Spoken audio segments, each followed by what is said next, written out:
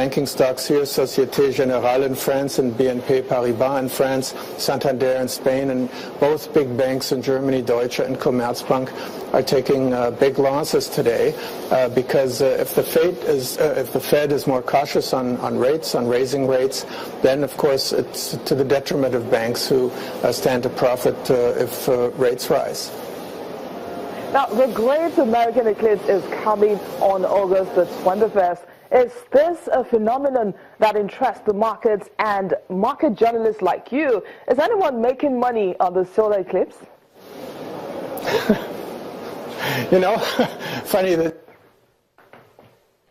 you should ask this to me. I mean, I won't see the eclipse in the United States, but I remember when there was an eclipse here over Frankfurt, and luckily the sky was quite clear, so we were able to see that. And practically everybody who could leave their post here in the Frankfurt stock market, that was a number of years ago, went outside. And most of us had these special goggles that you need so you don't harm your eyes. And we were all fascinated by the spectacle. The birds suddenly went quiet. And I'm pretty sure that the people, wherever they are in the United States, will try to get a look at that as well. And I don't know if the people in Wall Street in New York have time to go outside. I suspect a lot of them will. Anybody making money on this? Sure. If you go to the website, the Great American Eclipse, they have a store where you can buy all sorts of things, and it goes from caps and T-shirts and sweaters to the goggles, of course, that you need, all the way to eclipse-themed organic wines. Many thanks, Ulrich, for those updates, and we'll see you again tomorrow. We're moving on now. The National Corruption Survey published by Nigeria's National Bureau of Statistics has shown that the private sector has a role to play in the country's level of corruption. The survey, which claims that over 400 billion naira was paid in bribe to public officials between June 2015 and June 2016, shows that the prevalence of bribery in the insurance sector is the highest by 6%. While private school is ranked 5.9%, the widespread presence of bribery is 3.7% among doctors in a private hospital. The survey ranks nurses as responsible for 3.3% of bribery in the private sector, while 1.9% of bank officials take bribe, with a prevalence rate of 2.1%. In the meantime, Nigeria's billionaire industrialist Aliko Dangote plans to invest between about $50 billion in the US and Europe by 2025. The investments are strategized to be channeled into industries including renewable energy and petrochemicals. The cement tycoon looks to execute the diversification from 2020 after completing an almost $5 billion agriculture project and an $11 billion oil refinery in Nigeria. Dangote's diversification project has spanned various geographical and industrial areas in the last 5 years, with Dangote Cement accounting for almost 80% of his wealth. In the meantime, the United States has asked Nigeria to step up efforts at diversifying from oil to benefit more from the African Growth and Opportunity Act.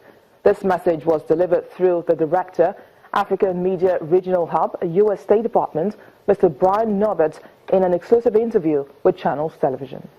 This year, Togo was the host, did an extraordinary job of bringing together United States officials with counterparts from the 38 sub-Saharan African countries who are eligible. Last year, African exports, non-oil exports to the United States under AGOA were $4.2 billion. That's good as a start, but everyone, American and African officials, agreed the potential is much greater. And so the official meetings, the private sector and civil society meetings in Lomé last week focused on how to maximize the potential of AGOA to spur economic development and industrialization in Africa between now and 2025 when AGOA runs out. One of the things that was addressed, as you mentioned, 2015, the AGOA legislation was extended for 10 years, so that gives quite a bit of predictability. And since AGOA was first passed in 2000, it has not always been as predictable. And African leaders, including our hosts in Togo, made clear in the meetings last week that African entrepreneurs in a number of markets we're not quite ready in 2000 to take full advantage. Throughout AGOA's early history, much of the dollar value was in oil exports from a few big oil exporting countries, including Nigeria. Of course, the United States is now mostly energy independent thanks to the technology of fracking. So AGOA is much less an oil story, but what it should be, in particular in Nigeria, is a tool for economic diversification. And that has happened, again, with $4.2 billion in non-oil exports. But Nigeria alone could match or exceed that number if entrepreneurs were accompanied, encouraged, given information on logistics and on the requirements to access the U.S. market. Under AGOA, the door is open for the United States market. What we discussed last week was how to help more and more entrepreneurs and investors in Africa walk through that door, access the market in order to create many more jobs in Africa.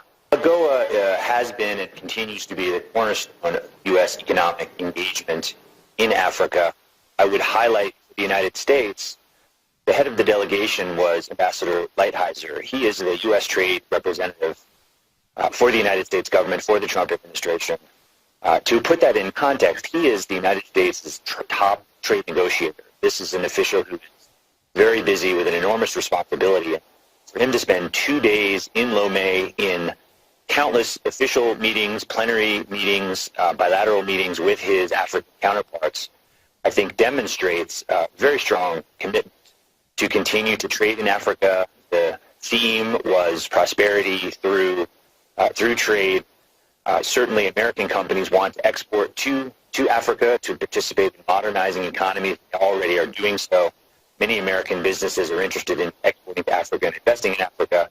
And obviously, our goal is for African entrepreneurs and enterprises to be able to create more jobs and export to the United States. It's very clearly a win-win. Even though AGOA is a one-way program, we don't get anything official in terms of access to markets, although in the spirit of the agreement, we hope to have some market access. But this is primarily a one-way program that benefits the 38 eligible African countries and allows them to export to the United States. And that commitment through 2025 has been demonstrated to be held by the Trump administration, which is very positive to complement all of the other things the United States does in Africa.